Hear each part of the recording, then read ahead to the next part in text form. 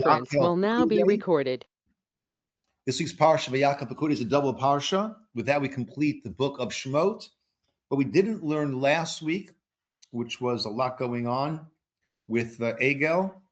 So what I'd like to do is use from Rabbi David Foreman, before we get to that, to get a broader lens of this end of the book of Shemot.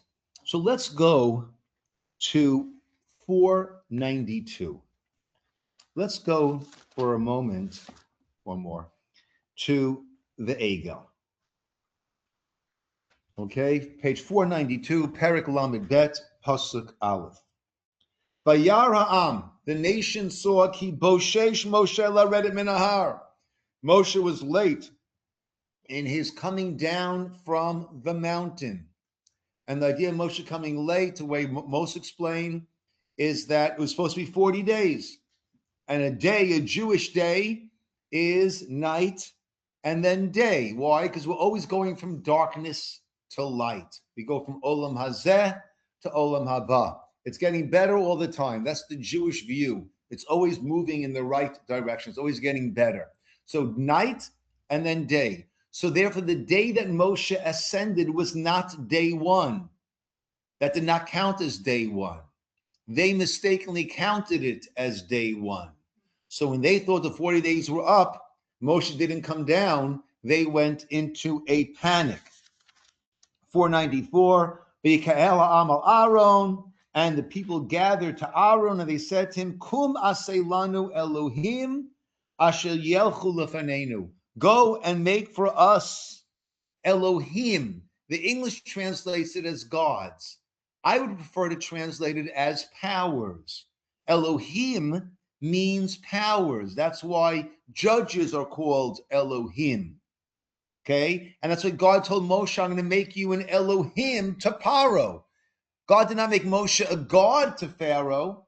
He made Moshe a lord over him, right? A power over him. It also explains why Elohim, when we say with God's name, is in the plural. Wait 1 second. We're all about the unity of God.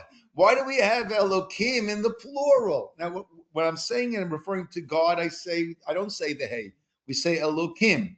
Why is that in the plural? Because it means God's forces, God's powers. It also explains why we use the word Elohim Acherim for idolatry. Why we bring God's name into idolatry? Oh, because Elohim means powers. So the way the Ramban is understanding here, they were not looking to make another God. If they were looking to make another God, they would not have gone to Aaron. Aaron is not going to be party to making another God. What they wanted to do, they were in a panic. And let me just interject. The Gemara says, Kachi darko shel yetzer. This is the way of the yetzer hara, the evil inclination. Hayom omer lo aseh kach. Today he says, do this. The next day he says, do that. The next day he says, do that, until ultimately he says, Lech avod avodah zara. Go worship idolatry. It's step by step by step. And yet what happened over here was this precipitous drop. There's anything but step by step. This is Har Sinai, Mount Sinai, revelation, mass revelation. 40 days later, Egel. So the Bali Musar say, when a person is in a frantic, confused, unsettled state, then anything can happen. And that's why when we are in such a state, we never want to make long-lasting decisions, far-reaching decisions. You know, after a person loses a spouse, it's very often like, oh, what should I do now? Do I move? Do I sell? This, that? And what I always say is, don't do anything. Settle. And then speak to advisors, speak to people, and then you can make decisions. But coming back to here, Ramban explains they were not looking to replace, they were not looking for idolatry. They were looking for a medium. Moshe was their medium. Moshe was, hello, Cheryl. How do I connect to God? God's up there. I'm down here. Okay, we had a Mount Sinai. Wonderful. But who was the only one who went up Mount Sinai? Moshe went up Mount Sinai. And now Moshe's dead, they thought. They thought Moshe was dead. They are in a state of panic. We need an intermediary. We need something that will bring God's presence down into this world so that we could have this interface with God. And that is what they were looking to do. And then things spiraled out of control, right?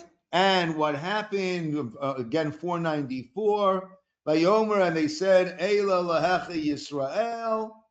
First they said, Kum aseh lanu, the end of the top of 494, the end of verse 1, come make for us these powers that will go before us. Kizem Moshe ha'ish, because Moshe, the man, Asher Elonu, brought us out from Egypt, Lo yadana mehayelo. We don't know what happened to him. He's gone. Then it devolved and it got worse and worse and worse. What happened? Vayaseu egel masech, at the end of the middle of verse 4, and an egel was formed, this golden calf, and they said, Elu Elohecha Yisroel, Asher Eluchem Eretz Yitzrayim. This is your God, O Israel, who brought you up from the land of Egypt. It went well off the tracks. And it was horrific. It was horrendous. But the original motivation was understandable, but misguided. Because we can't create our own gods, our own spirituality. I think this is a way that I'll be able to connect to God. I think an LSD trip will be an amazing way for me to connect to God, to the beyond. No. That's not what we do. We don't create our own spirituality. What followed after the Egel? What followed after the Egel? Oh, just an important point I mentioned on Shabbos. Hashem tells Moshe, go down, right? They've quickly, let's see, verse 7, about 494. Hashem tells Moshe, go down, right? And literally go down from the mountain. Figuratively, you're only on this level because you're representing the children of Israel. Go down.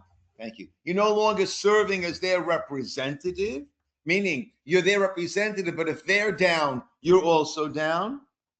They've quickly deviated from the path that I commanded them. They made an egel masecha. They've made a golden calf, a molten calf, and they're bowing to it.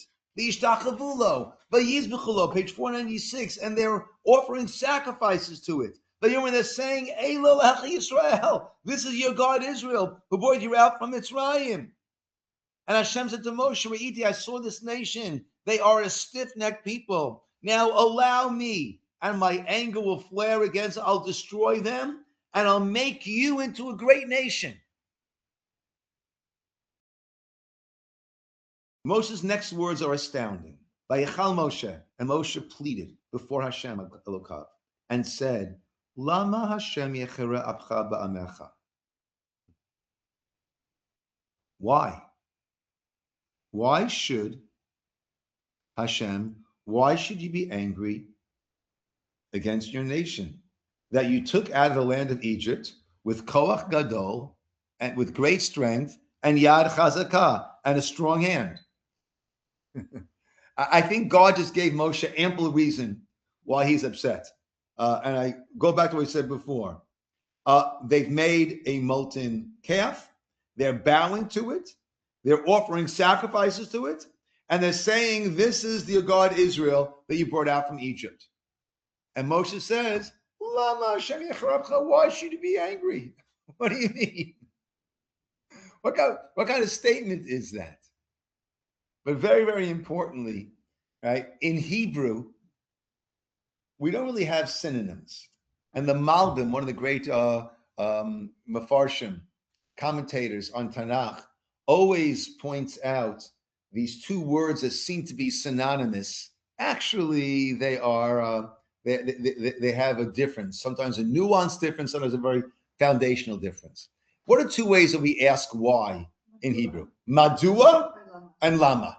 Those are the two ways that we ask. Interesting. Madua. Let's break that word down. Mem. Me means from.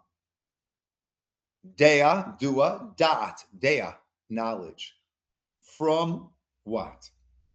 Meaning, Madua, I'm asking about the past. Why does this happen? Why is the sky blue? Why does the ocean have waves? Why are there winds? Madua. And Mada actually is science, right? That's Madua. May from da. From what knowledge can I draw to understand this? Lama is very different. Lama is le. What does le mean? To. Ma means what? So lama is to what? What will this lead to? Now Moshe's words are very different. Moshe says, lema, towards what? What will be the result? Lema of Hashem, if you be angry, that nation that you took out with such great strength. Lama Yomim Mitzrayim, the Egyptians will say, oh, he brought them out to kill them, to kill them in the mountains, right? What will this lead to? If you're going to, so to speak, vent this anger, what's it going to lead to? A desecration of your name. The whole Egypt experience was meant to bring your name to the world. This is going to shatter your name. Okay? And Moshe pleads. Let's just jump down now. Vayakhel, Parsha 16. He came down with the Luchot, and they were Masa Elokim, the hand of God, page 498. And Moshe shatters the Luchot. Let's see. Verse 19. Morning jam.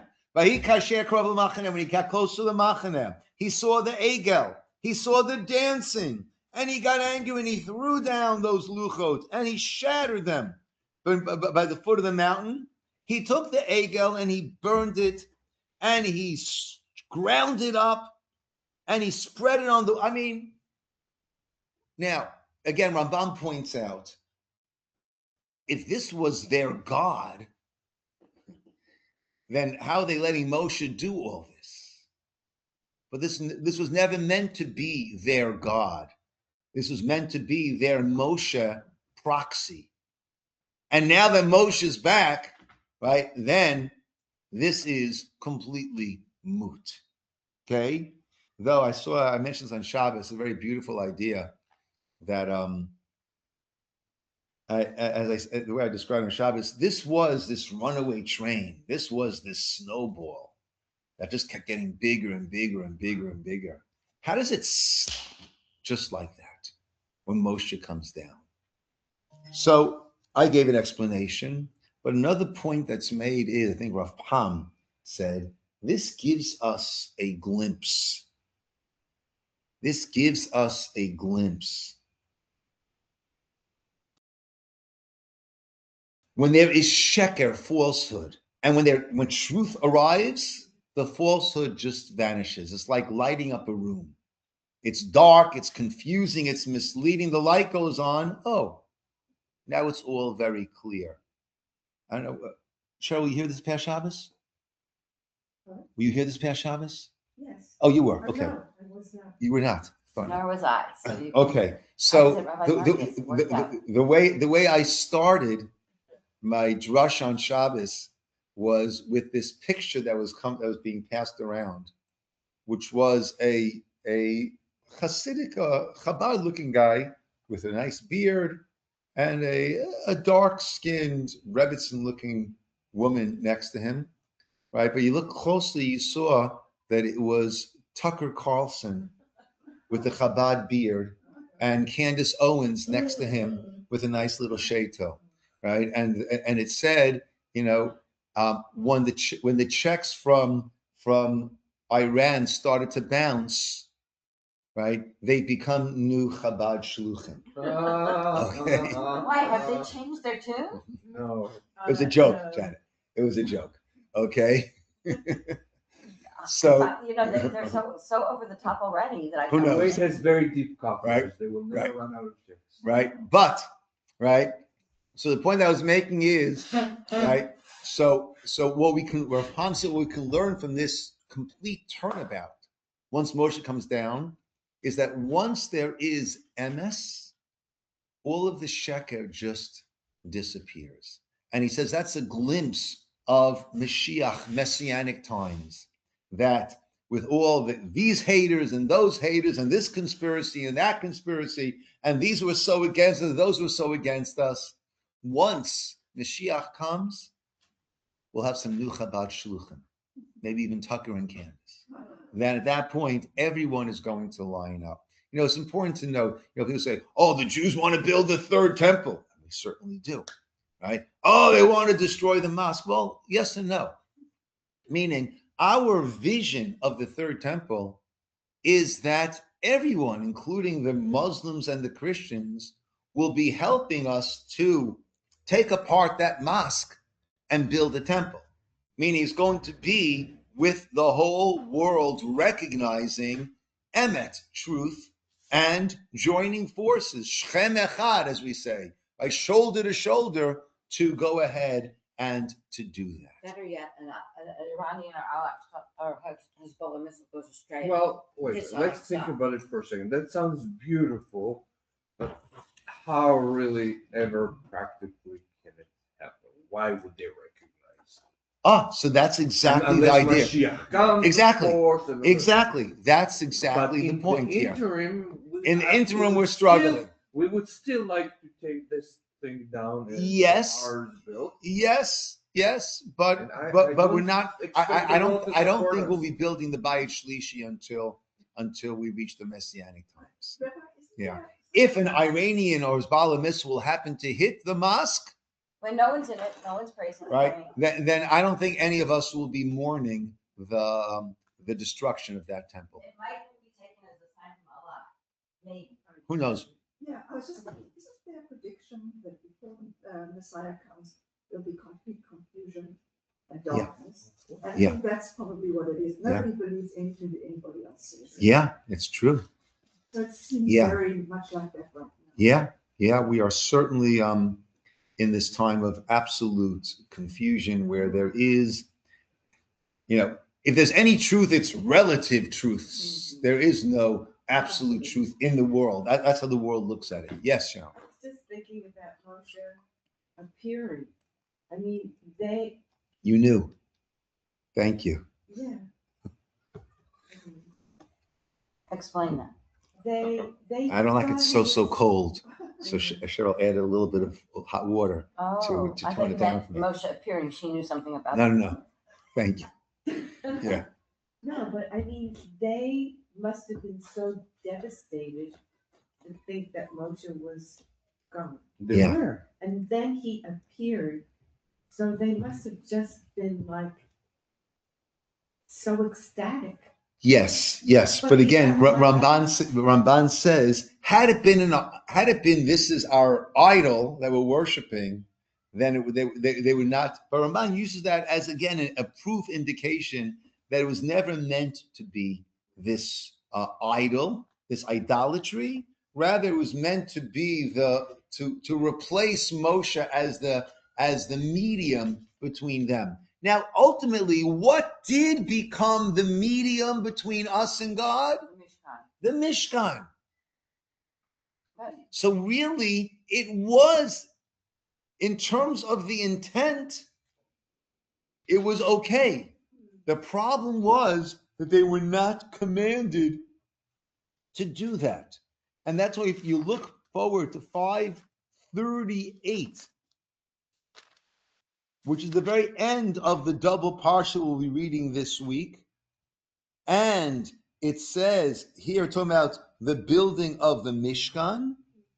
Look at 538. Let's go in English to make it a little faster. Verse 20. He took and placed the testimony in the ark and inserted the staves, right? And then what does it say at the end of 21? Kasher tziva Hashem at Moshe, as Hashem had commanded Moshe. 22. He put the table into the meeting on the north side of the tabernacle, outside the partition. He prepared it, the bread. Kasher tziva, verse 23, as Hashem had commanded Moshe. 24, he placed the menorah in the tent of meeting opposite the table on the south side of the tabernacle. He kindled the lamps. Kasher tziva Hashem at Moshe, as Hashem had commanded Moses. 26, the gold altar was there. Incense. 27, as Hashem commanded Moshe. Kasher tziva Hashem at Moshe. 28, had to end off. Kasher tziva Hashem at 29, as Hashem commanded Moshe. 30, he placed the laver between the tent of meeting and the altar, right? And they washed their hands and their feet, right? As they did. Kasher tziva Hashem et Moshe, as Hashem had commanded Moshe. This was the tikkun, the correction of that chet ha'egel. They were doing exactly as Hashem had commanded Moshe. That was the tikkun. They're creating this spirituality, but not their own spirituality, not their own means of connecting, but they're doing as Hashem had commanded Moshe. That's how we build our spirituality. Aaron, you want to say something before? Pardon? Did I cut you off before? You want to say something? Yes. It seems that Aaron really gets off the hook very easily. Yeah, that's one of Janet's favorite harangues. And Yeah. in the Yeah. Chumash Yeah. at Chabad this Saturday, boy, it's like they interpose that Aaron took a lot more initiative than it says here. Yeah. And Moshe says to Aaron, what did they do to you that you brought this, right? Yeah, and Aaron was thereby embarrassed, afraid by the consecration of the Mishkan, right? By the consecration of the Mishkan to go forward. They were bringing a calf, and he saw the golden calf. And Moshe said to him, go forward, the kach nivchart. That's why you were chosen. Meaning because of your embarrassment, because of your teshuvah. But yes, Aaron played, according to some, Aaron lost his two sons, right? He went through that as a result of this. Yeah, Aaron, yeah. And Aaron was not, it's interesting. We discussed a class yesterday on, we're doing Chovos Halvavos, the duties of the heart. And we were contrasting, this came up in the way that Shaul and David, King Saul and King David, both of them had failings. Shaul's failings made him no longer eligible to be the king. David's failings did not exempt him. David, all kings will flow from David, not just the tribe of Judah, but Judah via David. And David had personal failings with Bathsheba. And when he was confronted, his immediate response was chatasi, I have sinned. Shaul had national leadership failings, that he kept bowing to the will of the people when it came to the animals of Amalek. And his original view is, I did whatever God commanded me to do. And Shmuel Hanavi, Samuel the prophet, says to him, oh, really? What are the sounds of the sheep that I seem to be hearing in the background? Right? So when Shaul was justifying, and then David right away was admitting. And yes, Aaron Aaron played a very major role over here, right? And yet he became the Kohen Gadol. And yet, Yeah. David Yeah. never made his son, who raped his bio daughter, marry his daughter, and wasn't that halacha? I'm not sure. I don't want to comment on that. I'm not clear on that whole thing. So I'd rather not comment until I'm clear on that. But how did it go from we're making a substitute for Moshe to let us have a feast to Hashem the next morning? Yeah. Well, Aaron is the one who said we'll do it tomorrow. Aaron was trying to delay until Moshe would come down. Right. That was Aaron's. Elevation offerings. How did it get up early the next day and get on? Yeah. So that's never offered elevation offerings to Moshe. So if this was a proxy for Moshe, why was yes, now? And that's what we said, and that's how things. It started off like that, and then for many it got completely out of control. But it seemed like it was like this. Yeah. Right away. I mean, no period of transition or anything. Yeah, and that's we spoke also a little earlier today that when people are in a frenzied, confused state, then all heck can break loose. But I do want to, throughout the end of the book of Shemot. Yes. There's something about the number of times it says that Hashem commanded Moshe. You know, exactly how many times? I think I have to take a look. The Baal HaTurim does mention that. I don't remember off the top of my head what he says. I think I'll take a look. I'll find that for you, Judy. The Baal HaTurim mentions how many times it says Kashet Tzivah Hashem at Moshe, and learn something from that. Yeah. Yeah, this is David Hardoon. These are freshly baked scones. I know, it's amazing. Amazing. Okay. And that's part of bacon? It's not fleshig bacon. Yeah. Oh, it's part of bacon, not even turkey bacon. No, it wouldn't be that. Yeah. Okay. Okay. Two concepts that keep being interwoven throughout the end over here is Mishkan and Shabbos. Now, we know that those two are always paired up. And from that, actually, we learn when the Torah says, don't do malacha on Shabbos. Well, what does that mean? Oh, well, it says that they did melechet hamishkan, the work or the creative activities of the Mishkan. And that's how we learn out our 39 malachot of Shabbos are the malachot that went into the building and the maintaining of the Mikdash. So therefore, Shabbos, we don't do malacha, that is connected to Mishkan. And we've mentioned a number of times. Shabbos, which is the testimony about creation, is God creating a space in his world for us.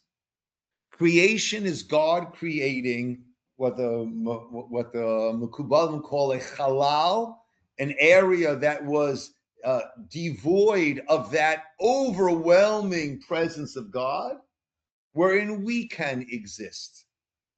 So we reciprocate with Mishkan, that we create in our world a place for Hashem.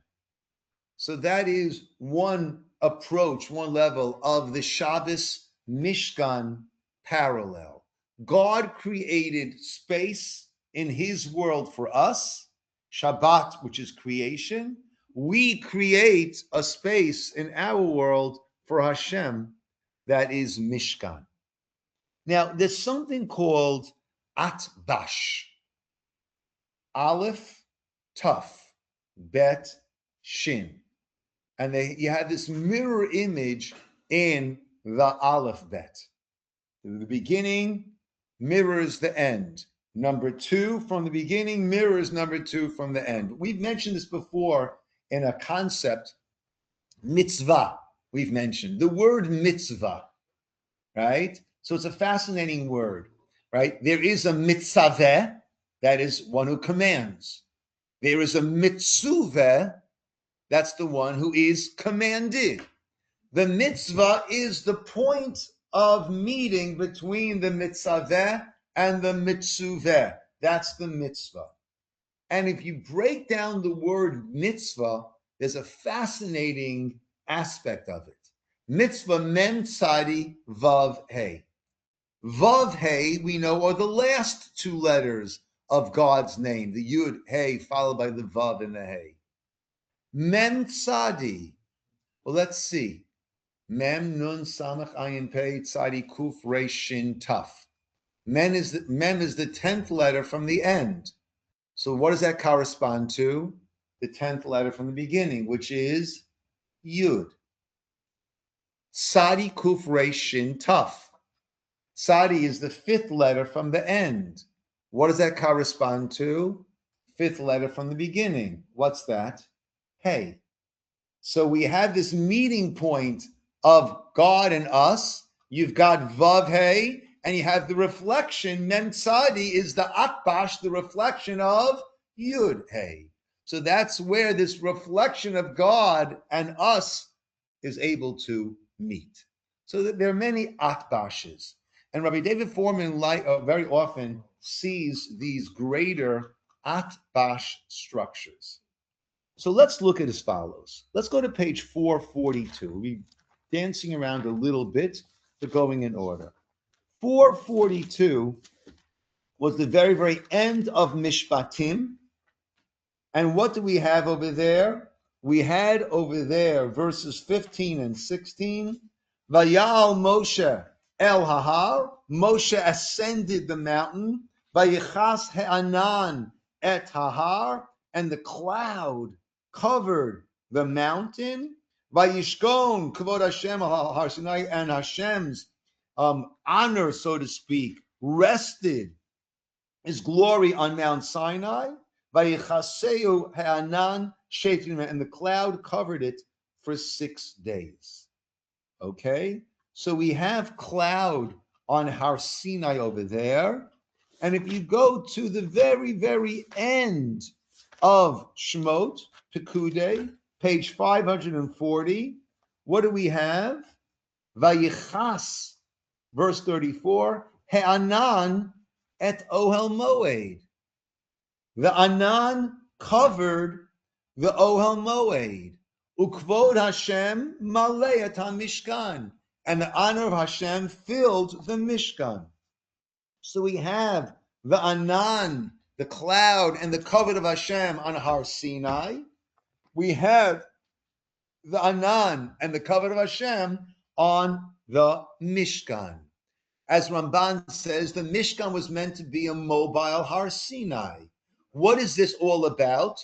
God's presence coming down into the world. Hashem's presence came down on Har Sinai. That was a temporary stop. That's why we don't attribute holiness to Har Sinai. I've mentioned before when I was in Israel, 1980.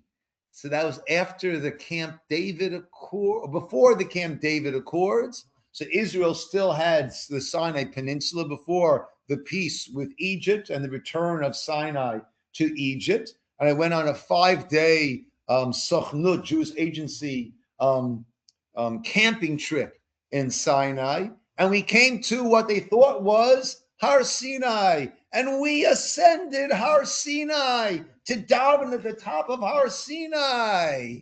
And after a long hike, it was nice to know that they had set up a nice bathroom over there for those who needed the facilities, right? On top of Har Sinai. We don't really know where Har Sinai is. We think there might be Har Sinai. We don't attribute lasting Kedusha, holiness and sanctity to Har Sinai, right? But the Mishkan, which ended up becoming established in the Beit HaMikdash, that is lasting holiness. But we have, as our bookends, we have Har Sinai, God's presence coming down, and we have the Mishkan, God's presence coming down. Let's see. Page 444. Right after the cloud coming down at the end of Mishpatim, we start Parsha Truma. So we have cloud, and then the next thing we have is Mishkan. Vayakhel Truma, take from me these donations, right? Va'asuli Mikdash 444, the very bottom line now. Make for me a Mikdash, Vishachanti bitocham, and I will dwell famously not in it, but in you, amongst you. So we have, and then Truma and Tetzaveh are all dealing with the instructions as to how to build this Mishkan and all the Kalim, all the components. And Tetzaveh is going through, starting on page 464, is going through all of the garments of the Kohanim. So this is all how to set up the Mishkan of Hashem. So we have cloud, and then we have Mishkan. Now on page 490,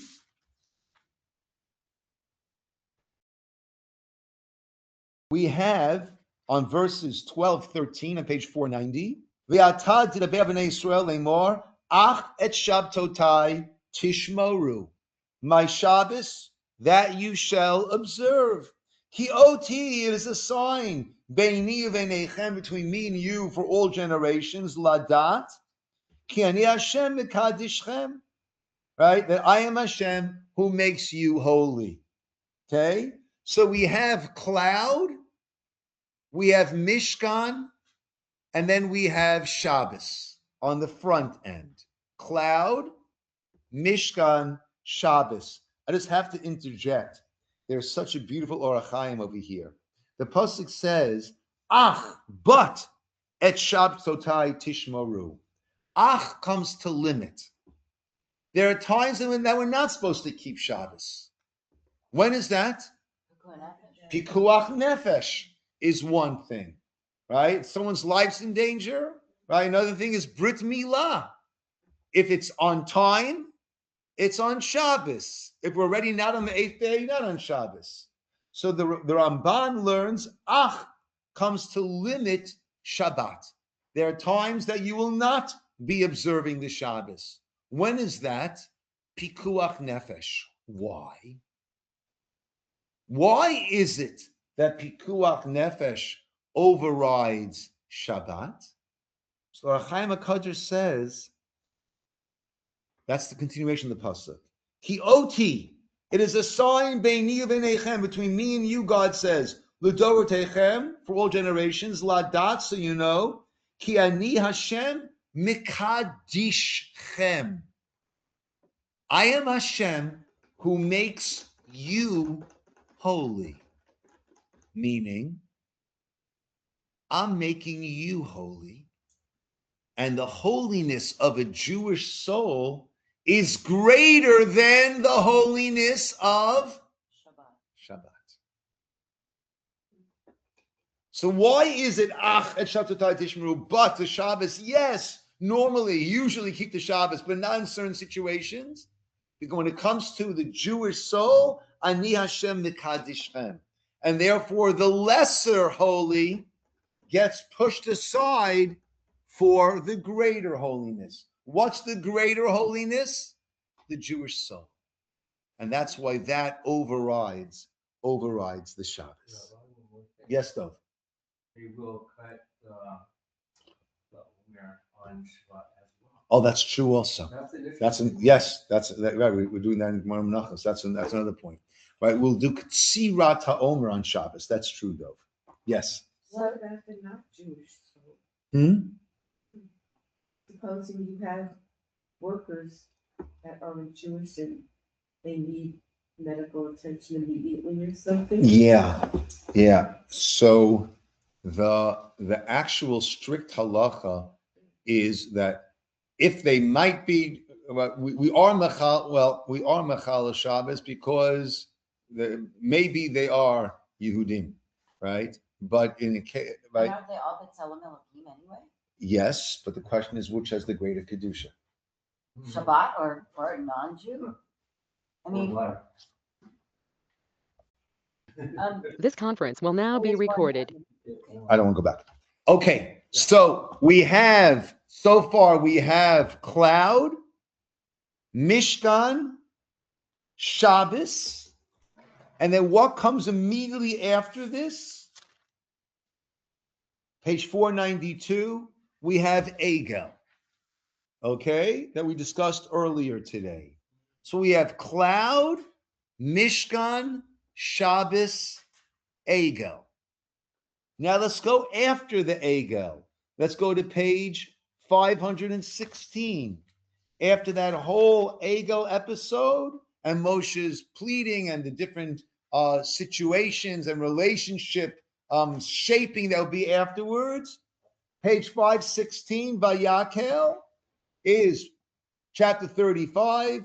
Vayomer Alehem, he said to them, Ela dvarim asher tziva Hashem la'asot otam. These are the things that you should do. Sheshit yamim te'aseh malacha, uv'yom hashvi'i yelechem kodesh, Shabbat Shabbaton laHashem. So after Egel, what do we have? We have Shabbos. And then what do we have? Mishkan, right? That's Vayakhel. The very this I should do Chumit Shuma, building all the Kalim that follows. And then at the end, what do we have? At the end of Vayakhel Pekudei, once again we have cloud. So we have cloud, Mishkan, Shabbos, Egel. Cloud, Mishkan, Shabbos, Egel. it's a V. Yes. And the midpoint is Egel. Now, Shabbos and Mishkan are both, they could be merged into one. They are both means of bringing Hashem's presence down into this world. The Egel was a corrupted means of doing what? Bringing Hashem's presence down into this world. That's what the Egel was meant to do, according to Ramban and others. It was meant to be this interface, intermediary. But the way to get the cloud, meaning the presence of Hashem, is through Mishkan and Shabbos. And we'll soon see that those two, we said before that there's a parallel there, that Shabbos is creation and God making a place for us in his world. Mishkan is our making a place for Hashem in our world. Egel is the corrupted means of doing that, but the proper means of doing that, of bringing that cloud, that presence of Hashem, the correct way is through Mishkan and Shabbos. What are those two? So our own Steve Kaufman had a beautiful song that he wrote. It's called Island in Time, right? About Shabbos. Beautiful, beautiful song that Steve wrote and plays beautifully, right? And we are bound by time and space. That is the human condition. We are bound by time and space. God is completely beyond time and beyond space. At the time of creation, God created space for us, that's creation, and God also created time. Okay, Bereshit is beginning, and Ramban says, and science confirms, that there's only time when there is matter. Time began with creation. By the time of creation, God reserved a certain space in this world for himself. What was that? That was Gan Eden. That was God's garden. The problem was Adam and Chava thought that they owned the place. They could do whatever they wanted there. They had to be banished from there. God also created a Shabbat, so to speak, for himself. And that was the day that he stopped molding the creation. And therefore on Shabbos, we too stop molding the creation. We were sent out of Gan Eden.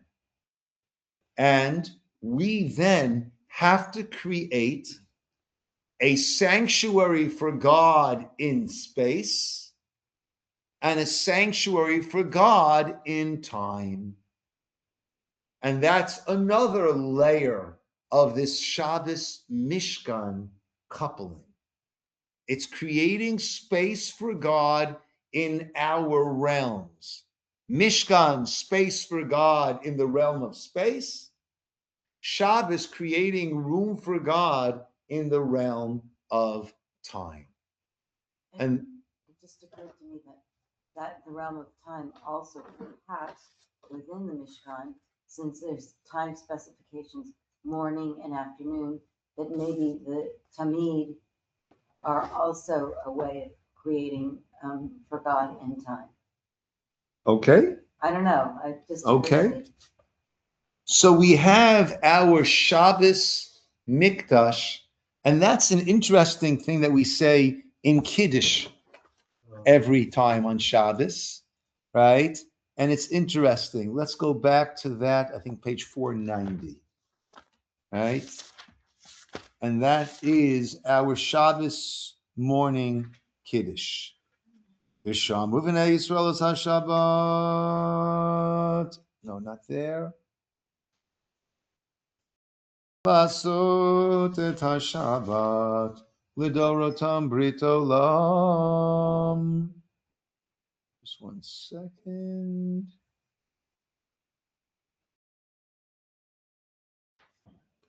It's 491 times 2.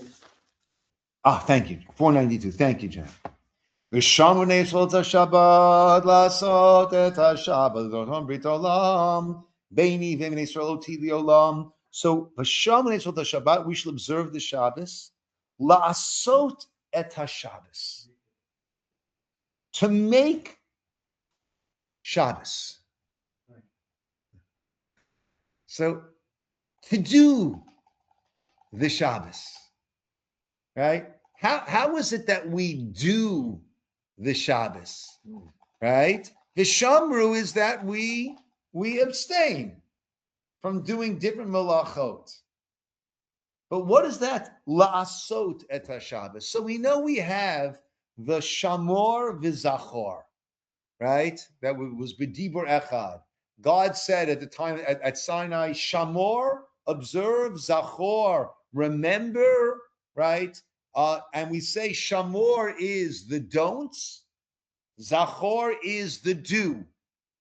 What is the do or the do's of Shabbos? Well, we do sanctify. What? How? What is the do mitzvah of Shabbos? Kiddush. Exactly. Kiddush.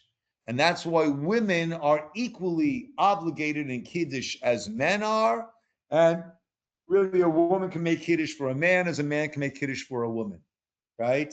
It's an equal obligation. Zachor v'shamor, whoever is obligated in the shamor is equally obligated in the zachor. So that is the dues of Shabbos Kiddush and Havdalah also, right? Because we note the Shabbos when an important guest arrives. We'd like to welcome so-and-so who's here with us this weekend. We'd like to bid farewell to so-and-so who's going away after, right? We welcome an important guest and we escort the guest. That is the Kiddush and the Havdalah. So the La'asot et HaShabbat is that we, by not doing Malacha, what we are doing is we are creating this place in time for Shabbos, for Hashem, in our world. So we have this creating space and creating time, carving out space, place, and carving out time in our world, in our lives, in our busy lives, as a place where Hashem is there, Hashem is tangibly felt, and we know that we don't have a Beit HaMikdash standing right now, but we have our shuls are considered to be a Mikdash Ma'at, which is a small microcosm of that Mikdash. It's a place that we set aside for Hashem, for our service to Hashem. Not that we're not supposed to be serving Hashem everywhere, right? But at the same time, we have certain places that are designated for that, and they attain this special holiness. So this whole end of the book of Shemot is all this focus on bringing Hashem into this world. And that is why the book of Shemot, that Ramban calls the book of exile and redemption, it began with the Eila Shemot. These are the names of the children of Israel went down to Egypt, even though we've already gone down in the end of Bereshit, right? A few parshas back before the end of Bereshit, we were already down in Egypt. But we start again with that because that is the very start of of exile, and we end with the cloud, with Hashem's presence filling the Mishkan. That is Geula. When we have this close connection with Hashem, that is what he defines as Geula, as redemption. That's why the book of exile redemption doesn't end with Torah, with Matan Torah, doesn't end with the Exodus, doesn't end with entering Israel. It ends with Hashem's presence filling the Mishkan. And we also seek in our lifetime to make room for Hashem and to have that intimate connection that can be considered Geula. Yes, Cheryl. I was thinking that October 7th is like that Geula. All the things that I've heard the hostages say was that Hashem was with them. Yeah, look. And not only that, but the soldiers fighting, they asked for to certainly October 7th was a great turnaround for many, many, many, many people in recognizing the hand of Hashem and in recognizing that we need to stick together because no one else stands with us and by us but us. Yeah. Yeah. I think Hashem is showing us. Yeah. Certainly for many people, look, it was and is tragic for many, many, many people. For the nation as a whole, I think it was an incredible wake-up call, and has certainly raised the sense of identification that people have, the Jews have, that we realize, I marched with that cause, and then when it was my turn, there was crickets. There was no one to be found, and a realization that if we don't stand for ourselves, with ourselves, no one's standing with us. But I think also that's changing. I think the outside world is recognizing something deeper than we're bad, that. Hope so. That's Dream on. That's Very few. Hope so. No, Very But few speaking are. of it's starting. Amen. speaking of standing ourselves, I think Judy has an announcement. Oh, I don't have an